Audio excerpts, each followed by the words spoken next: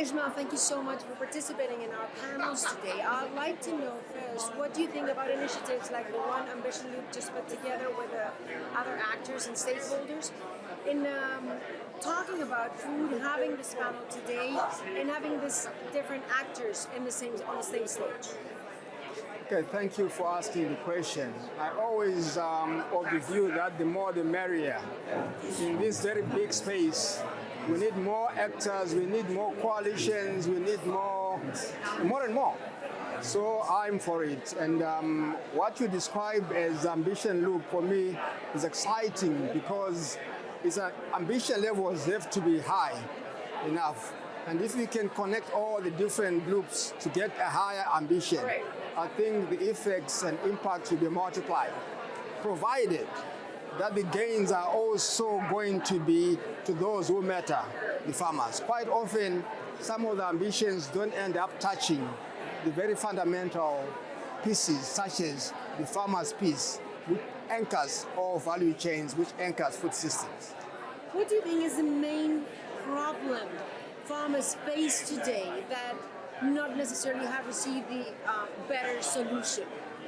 You know, the problem farmers face are multifaceted. I can quickly highlight them as follows. It's about fragmentation. They are living in geographically, spatially, sort of hinterland areas. So, and their outputs are all in different places, fragmented. They don't have one solid thing. Their voices are also fragmented because geographically they are all living in different areas, mostly in the hinterland. If you look at their economic power, it's also fragmented, you name it. So fragmentation is at the heart of the problem farmers face.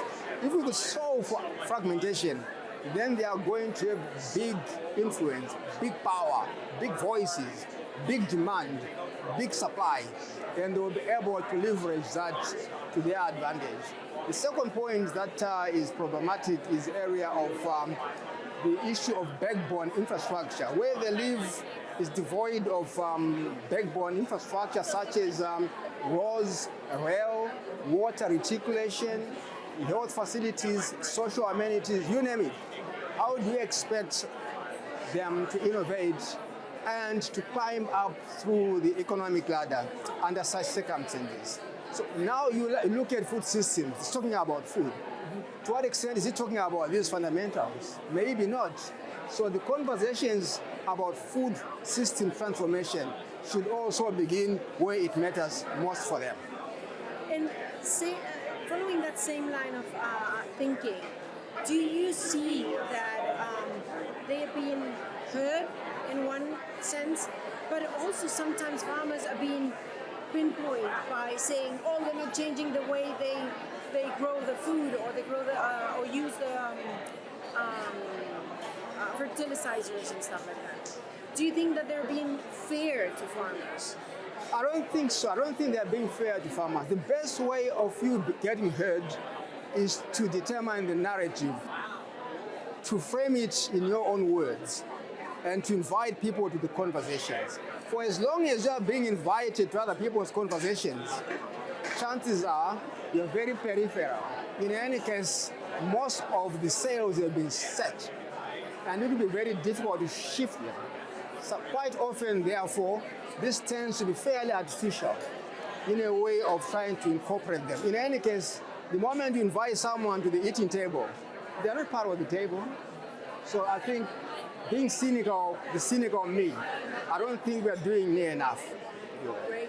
And then being from Zimbabwe, living in South Africa right now, do you think that governments, for instance, are helping farmers the way they should by capacitating them, by giving them the right tools in order to try to grow and adapt to what the world needs right now? I don't think they're doing near enough, but more fundamentally for me, the issues about farmers' poverty and them being hungry all the time is value chain issues. It's about power imbalances between big companies and smallholder.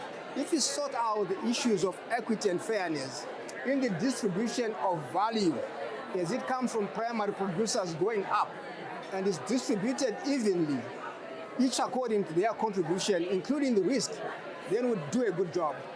If government intervention could focus on how equitable the system operates and delivers on all sides. We don't want a system that delivers opulence on one side and on the other side, destitution, which is the current system. It's not necessarily a government problem, but government can intervene to ensure fairness and equity in the distribution of risk and reward.